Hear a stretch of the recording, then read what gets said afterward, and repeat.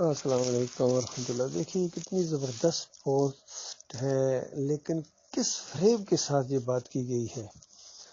یہ پوسٹ بنائی ہے یہ سہیل خان صاحب نے، جو محمد حنیف کا اسپوکس مین بھی ہے، اور ان کی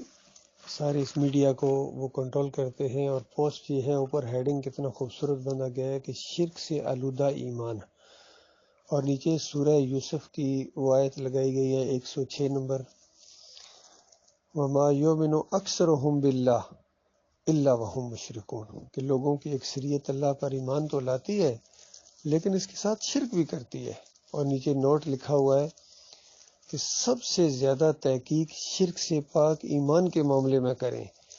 اور شرک کی ایک ایک قسم کو پہچانیں، تاکہ آپ کے ایمان و عقائد میں ذرہ برابر بھی شرک کی ملاوٹ نہ ہونے پائے۔ اور نیچے darealislam.com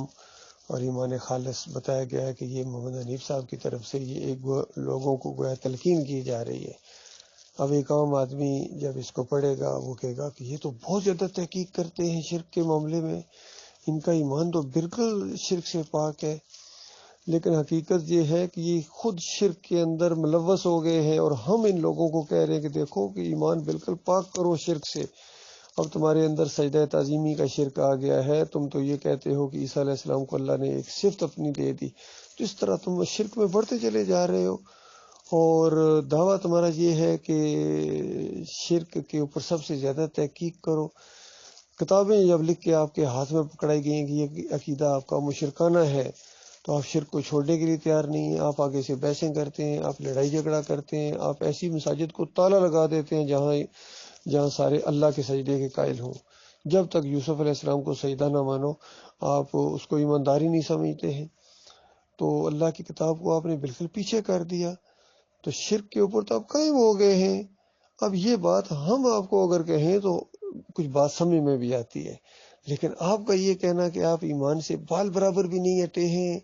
اور نبی نے نبی کو سجدہ کر دیا، اللہ نے اپنی قدرت دکھا دی، اندازہ لگا اللہ نے اپنی قدرت دکھا دی، یہ تو ایسی بات ہے جس طرح مزاروں کے اوپر لکھا ہوتا ہے ان اللہ علی کل شیء قدیر۔ ایسا لگتا ہے کہ یہ حضرت صاحب یہ کہنا چاہ رہے ہیں کہ اللہ اتنی قدرت والا ہے، اس نے بابا جی کو اتنی طاقتیں دے دی ہیں، حالانکہ وہ آیت اس مزار کے خلاف جا رہی ہوتی ہے کہ اب اللہ ہر چیز کے اوپر قادر ہے، تو بابا جی کی کیوں ضرورت پڑی ہے، یہاں سر کیوں جھکے، یہاں چادر کیوں چڑھے اور سر میلہ کیوں ہو، ماتھا یہاں کیوں رگڑا جائے، یہاں رکوع اور سجدے کیوں ہوں، یہ تو آیت اس کے خلاف ہے۔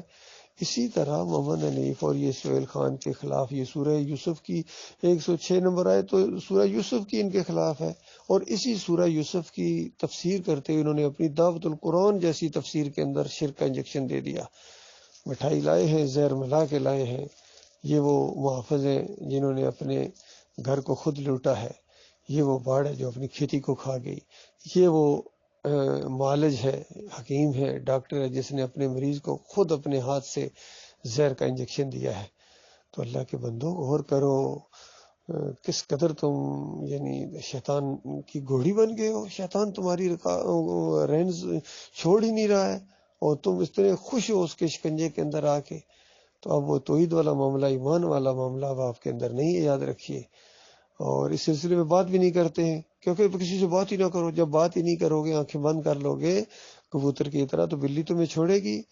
وہ تو تمہاری گردن مروڑے گی آ کے، تو ابلیس نے تمہیں نہیں چھوڑے گا۔ اس سے پہلے بھی آپ کے اوپر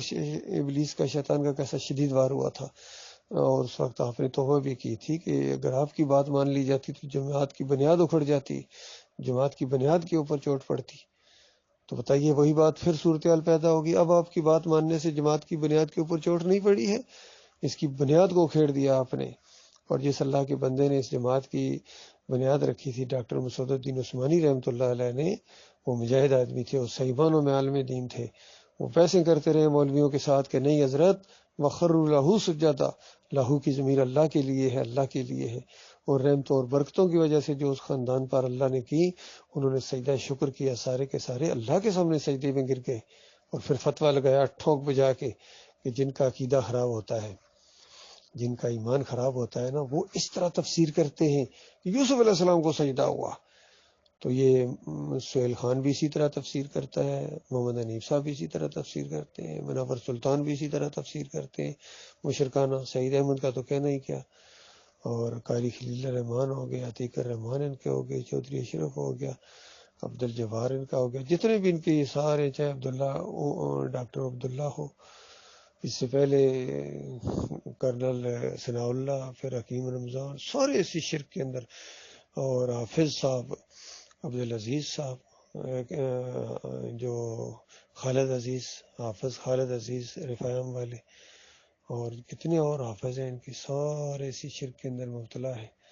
تو یہ معاملہ اللہ کے بندو، کتنی دیر فراڈ چلاؤ گے؟ تمہارا فراڈ پکڑا گیا ہے، اب یہ نہیں چل سکتا، بالکل یہ دین کے اوپر تم نے ڈاکہ ڈالا ہے، دن دہاڑے ڈاکہ ڈالا ہے۔ تو ان چوروں اور ڈاکوؤں نے آپس میں مل کے اللہ کی اس جماعت کے مجاہدوں کو مجاور بنا دیا اور مومنوں کو مشرک بنا دیا۔ بہرحال اپنے اپنے نصیب کی بات ہے، ہم تو سمجھاتے رہیں گے آپ کو، اور تمہاری فریب کاریاں بھی اس طرح سامنے لاتے رہیں گے تاکہ عوام کی آنکھیں کھلیں۔